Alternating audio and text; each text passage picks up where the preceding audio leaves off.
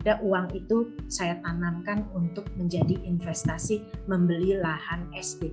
Itulah yang disebut dengan kekuatan niat, dan itu tidak bisa serta-merta bisa terjadi kalau kita tidak mengelola pikiran dan menterapi pikiran kita sendiri. Silakan, saya mau bahas yang Ibu Dedeh, Bapak Ade, boleh saya dibacakan. Kira-kira Ibu Dedeh mau dibantu apa?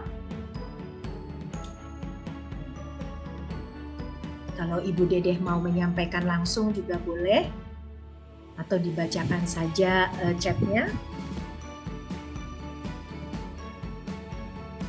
Bapak Ibu, semoga saya tidak terlalu cepat ya di dalam menyampaikan.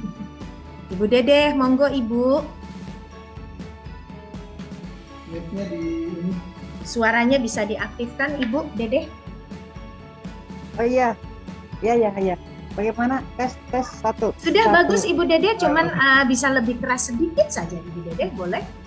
Ya, sebentar. Ya, tes 1.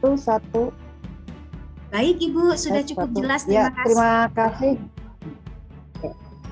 Terima kasih Ibu narasumber, Bu Indah. Ya, itulah yang saya rasakan. Biasanya tidak sabar ya ketika menerima informasi, tergesa-gesa mengolah dalam pemikiran, kemudian emosi saya suka tidak stabil, kadang-kadang memuncak. Ya. Satu lagi Bu Dedeh.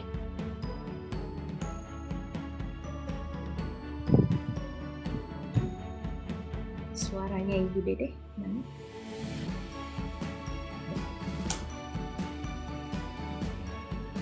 Hilang. Itu memang karakternya keras kalau kata orang lain, karena orang lain yang merasa itu. Nah itu barangkali kurang di Bunda ya. Ya, baik Ibu Dedeh. Ini juga pastinya jujur saja Bu Dedeh, apa yang Bu Dedeh sampaikan tuh ada semua kok di kita juga ya. 1, tidak sabar gitu ya Bu ya. Kemudian 2, emosinya tidak stabil ya. Dan kemudian yang ketiga mungkin tadi dikatakan keras ya. Kita semua pasti ketitipan itu Ibu yang namanya sifat seperti itu. Tapi yang membedakan Bapak Ibu adalah kadarnya ya, kadarnya. Jadi ada kadar yang memang tidak sabarnya itu bahkan untuk semua hal ya. Ini yang bahaya kan ya Bu Dedeh ya, kalau tidak sabar kepada semua hal itu kan jadi hidup kita jadi nggak enak ya, nggak bisa dinikmati ya. Tetapi di sini teknik mengelola pikiran melalui pernafasan yang saya berikan kepada Bapak Ibu, kalau itu rajin dilakukan, itu akan mampu membuat rasa tidak sabarnya Ibu Dedeh menjadi berkurang. Ya. Kuncinya adalah Ibu Dedeh lakukan setiap kali Ibu Dedeh punya waktu ya Bapak Ibu. Ibu Dedeh tarik nafas. Ibu Dedeh buang nafas. Sambil pada saat membuang nafas itu, rasa yang bikin Bu Dedeh nggak sabar itu seolah-olah itu dibuang Bu Dedeh.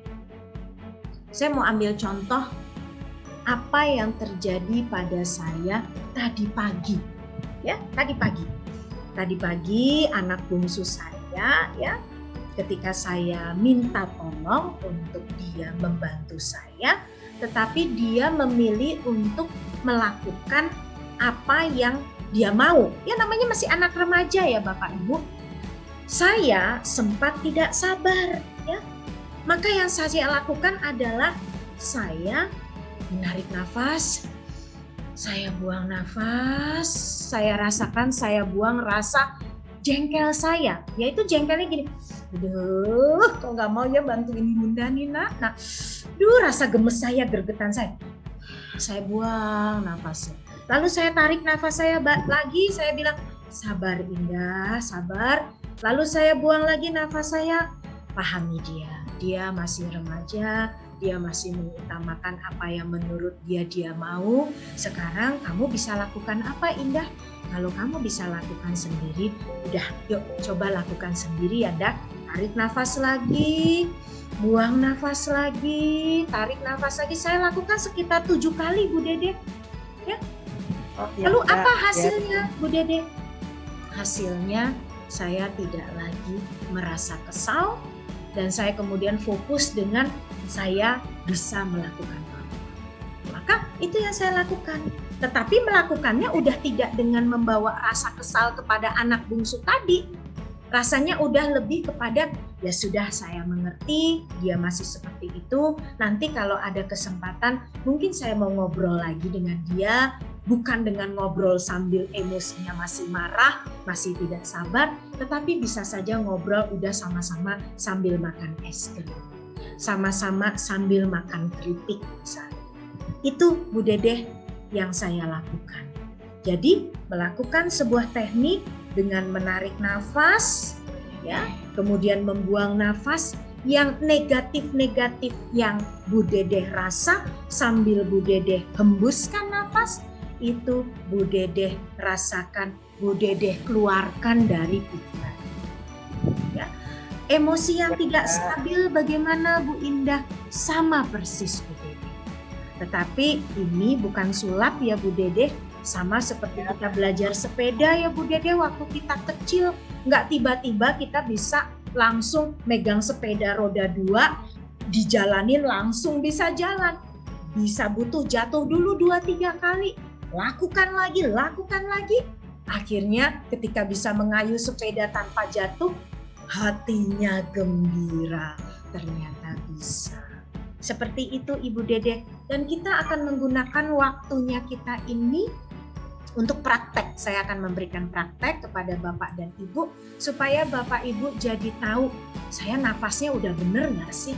Saya udah bisa ngerasain nggak sih bahwa saya ketika menarik nafas, membuang nafas, yang negatif itu agak berkurang misalnya, ya kan? Kita akan praktek. Tapi sebelumnya saya juga mau tanya kepada Bu Dede, apakah penjelasan saya kira-kira bisa dipahami Ibu? Mohon maaf. Bisa Bunda, terima kasih. Berarti kesimpulannya saya harus mampu mengolah hal-hal negatif tadi dengan melakukan pernapasan yang berulang. Ya Bunda. Betul. Ya.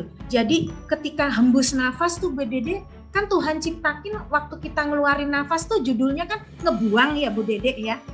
Bu Dede. Jadi ya, sebetulnya apapun yang ada di dada kita yang menjadi sesuatu kotoran atau sampah, itu memang tidak selayaknya ada di dalam diri kita Bu Dede. Karena Allah itu menciptakan yang disebut ada seonggok daging. Apabila seonggok daging itu baik, maka baik semuanya. Pernah dengar itu enggak Bapak Ibu? Ya kan? Artinya apa yang kita isi nih ke dalam seonggok daging, yaitu jantung atau kolb, ya, di dalam dada kita itu memang kita perlu usahakan itu yang baik-baik.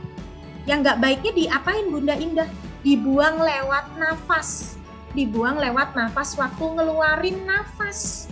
Dalam ilmu sains, karbon dioksida atau CO2. Nah, itu juga yang kita pakai karena Tuhan sudah berikan gratis ya untuk kita gunakan untuk membuang yang negatif-negatif. Oke. Sekarang yang positif gimana Bu Indah? Bisa nggak dengan nafas kita juga pakai yang positif? Bisa sekali Ibu Dedeh dan juga Bapak Ibu. Caranya gimana Bu Indah? Caranya begini.